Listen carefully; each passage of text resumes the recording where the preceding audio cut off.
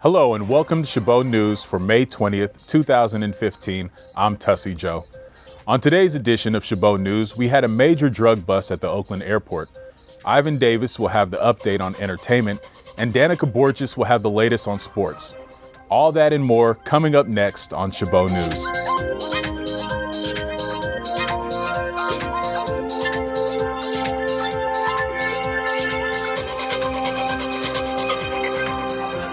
The U.S. Justice Department on Monday said that 14 people have been charged in a major marijuana distribution operation that went through the Oakland International Airport. Prosecutors say 3 of the suspects were baggage handlers from Southwest Airlines who allegedly used their special access to get drugs into the airport and past TSA agents. Then they allegedly handed them to their co-conspirators who had already gone through security as passengers. If convicted of conspiracy to distribute, the maximum sentence is 40 years and a $5 million fine. When the jury read the verdict, they gave out the death penalty to convicted Boston Marathon bomber Zohar Sarnoff, who showed no emotion. Catherine Hearn was running in the Boston Marathon with Alan and their children waiting at the finish line. Their then 11-year-old son Aaron suffered a severe leg injury when one of the pressure cooker bombs placed by Sarnoff and his brother exploded. After 2 years, their son has recovered about 95% from his leg injury. Alan Hearn says the Boston Marathon bombing is not something they think about day to day, but it surfaces on major events on the trial. "I don't think there's really a sense of finality at all right now," said Alan. "It's just the end of a certain phase." When Berkeley voters passed the first ever soda tax in the U.S. last year, city leaders weren't sure how much money the tax would bring in. Now the city of Berkeley announced it took in $116,000 in soda tax money for the month of March, when the tax first took effect. The city is also projecting that over the next year it will take in $1.2 million. At Sam's Market on Berkeley's busy Telegraph Avenue, the owner says despite the city's new soda tax, he still sells a lot of sugary drinks. But he has noticed a change. Since the 1 cent per ounce tax on all sugary drinks was implemented, he's been selling more diet drinks than before and fewer bulk items. A panel of health experts will recommend where the money will go, but Berkeley's public school nutrition program will get a large portion to help fight against childhood obesity and diabetes. Opponents argue the tax hurts low-income people the most. Supporters say they hope someday there will be no more soda taxes, which will also mean no one is drinking sugary beverages. A Hayward man was arraigned Wednesday on a murder charge for the fatal shooting of a 14-year-old Davin Ellis in Oakland on February 28th. Donald Higgins, 28, is scheduled to return to Alameda County Superior Court in Hayward on June 11th to finalize his legal representation and possibly enter a plea. Higgins, who has a prior conviction for shooting an occupied motor vehicle and second-degree robbery, was charged with the murder last week for allegedly shooting Ellis, who was an honor student and a football player at Oakland Tech High School. Higgins previously was charged with 2 counts of the attempted murder of a police officer and 5 counts of attempted murder and other charges for allegedly shooting at 2 Hayward police officers and a car with 5 occupants in incidents in Hayward several hours before Ellis was shot. No one was injured in those alleged shootings. And now here is Ivan with entertainment news. Take it away, Ivan. Thanks, Tussie. Oh, no, she didn't. Nicki Minaj has taken a major dig at her one-time protege, Tyga, in her new video featuring Beyonce in a scene from Feeling Myself. Minaj sports a jersey with the word pervert embezzled above the number 17, a thinly veiled reference to the age of 25-year-old Tyga's underage girlfriend, Kylie Jenner. Minaj recently opened up about the origins of her ongoing feud with Tyga in an interview with BBC Radio 1. According to the vengeful rapper, she believed that Tyga leaked her song, Truffle Butter, with King Gold chains that she meant to include in her album. I thought that was a little bit disrespectful because I had always shown him love, she revealed. I had always done stuff with him, took him on tour with me, and I thought it was disrespectful because I am the queen of Young Money. Minaj also said Tyga apologized to her via text message and that it's all good between the two. But her new video clearly suggests otherwise. That's all for entertainment. Back to you, Tussie. Thanks, Ivan. Former NFL wide receiver Braylon Edwards has been accused of driving while under the influence of alcohol. Scottsdale police officer Kevin Watt says the 32-year-old Edwards was released after being arrested on May 4th on suspicion of 4 misdemeanor counts of driving under the influence. According to Watts, police records indicate an officer pulled over Edwards' vehicle about 3 a.m. because it didn't have headlights. Watts says results of a blood alcohol test aren't yet available and that prosecutors will decide later which of the DUI counts to press against Edwards. Edwards' case does not yet appear in online court records, and Watts says police records do not list an attorney for Edwards. Edwards played with the 49ers in 2011. He only made 5 starts with the Niners and was cut before finishing a full season with the team. The former Pro Bowler made a name for himself with the Cleveland Browns and the New York Jets. His pro career also included a stint with the Seattle Seahawks. Now here is Danica with the latest on Chabot Sports News Update. Thanks, Tessie. Stephen Curry scored 32 points, including a 62-footer to end the third quarter, and the Golden State Warriors advanced to their first Western Conference Finals since 1976 by beating the Memphis Grizzlies 108-95 on Friday night. They advanced with some of the best shooting in the NBA postseason since 1985, becoming the first team since that year to hit 14 or more three-pointers in 3 consecutive playoff games. Curry was 8 of 13 from beyond the arc as the Warriors knocked down a playoff best, 15 three-pointers, closing out Memphis with their 3rd straight win.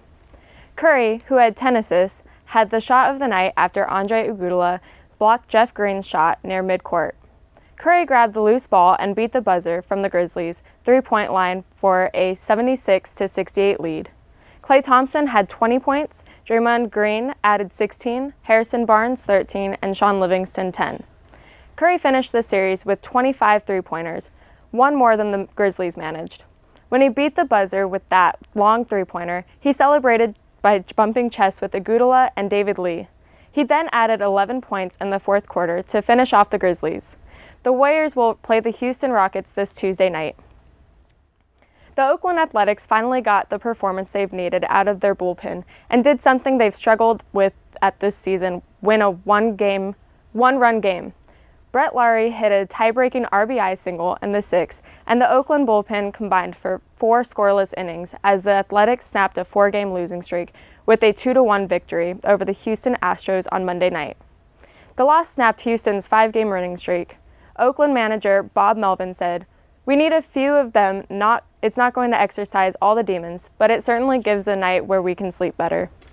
Oakland is a 2-13 in 1-run games. That's all for sports news. Back to you, Tessie. Thanks, Danica.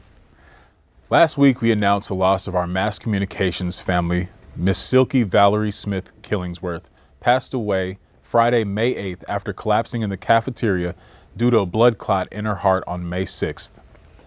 Miss Silky was one of the best people we worked with. She was very nice. She cared and helped out both KCRH 89.9 FM and KCTH Channel 27. Miss Silky was the mother of KCRH, making sure that she made the station work without any problems. Miss Silky is survived by her daughter, Kiara Lynch. We will share our remembrances of Miss Silky by showing this video of students sharing memories they had with Valerie. I remember when I first met her, she was here in the station. She just kind of popped in and was like hanging out and started working and getting down and dirty as soon as she stepped foot in here. We first met actually in MCOM 50. We both started here at KCH around the same time. Our little cool little chatty corner, me, her, Lady Fun Size, Jocelyn, all of them. It all started there, and then from there it just became grew as the station mom and First time I met her was actually in the theater department. She was in my intro to theater class, and that's when I first heard about mass communications. She played a lot of roles in life and the station. You know, aside from being a mother of 2 beautiful daughters, she was a mother to everybody here at KCRH. She had advice for every situation. You know, you've been, she has it. And I know everyone talked about she was the station mom, but personally, to me, she was more than a station mom. She was actually the mother figure in my life that, I think no one cannot replace. Like I said, she was a mother figure, but she was more than that. She was a friend. She was very supportive. And, man, I just loved her to death. You know what I mean? I still can't believe it. My eyes still water up thinking about it because, that's how close we were. Miss Silky, mama, mommy, radio mom. She was basically a second mother to me. She was really nice. If I ever needed advice or anything about that, I could always run and talk to her. She was always behind me, kind of giving me that extra push that I needed. Not just in KCRH, but, in personal life, just talk to her and we'll, just chat for a really long time. She had this real strong work ethic and this real strong mentality. I remember I'd see her and I'd hug everybody and hear all the girls, but I wouldn't hug her. I was kind of too afraid of her.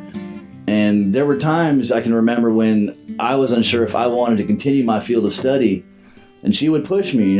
She reminded me of the tremendous talent that I have, and I can't let it go to waste.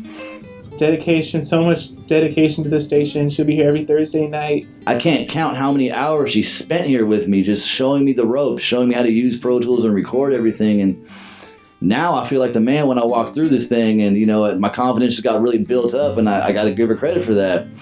Your funeral, you got a standing ovation at your funeral. Never seen it ever happen in my life. Miss Silky, you're the bomb. I love you. I got big shoes to fill.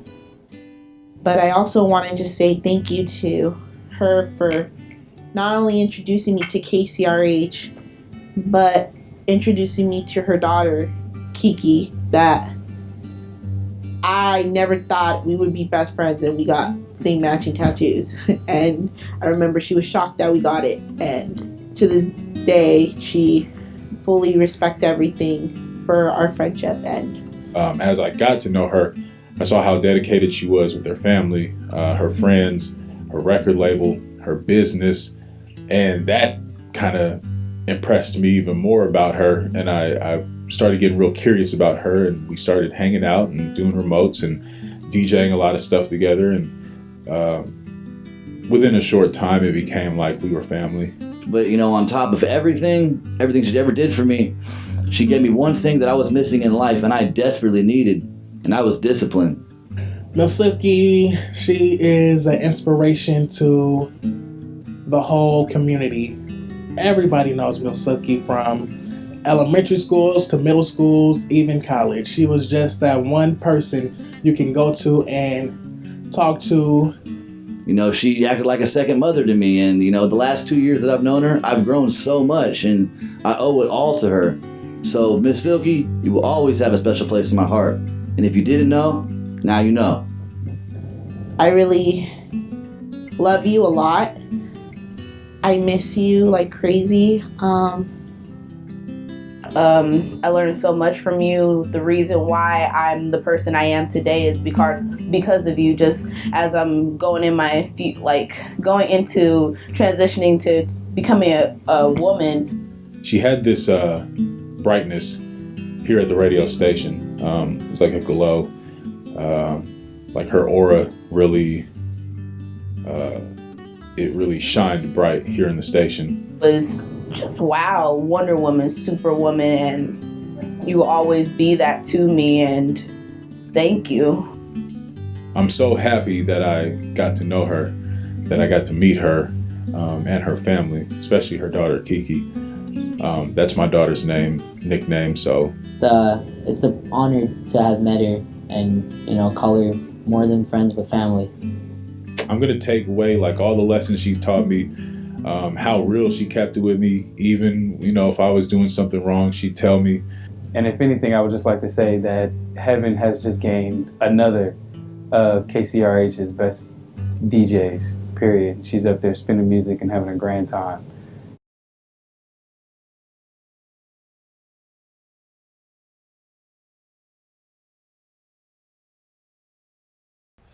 As Miss Silky would say, if you didn't know, now you know. That's it for Chabot News this week. Thanks to all the students and staff in the Mass Communications Department here at Chabot College for making this production possible. You can catch us anytime online at youtube.com/ChabotTV. Stay tuned to KCTH 27 on Comcast for more Chabot TV.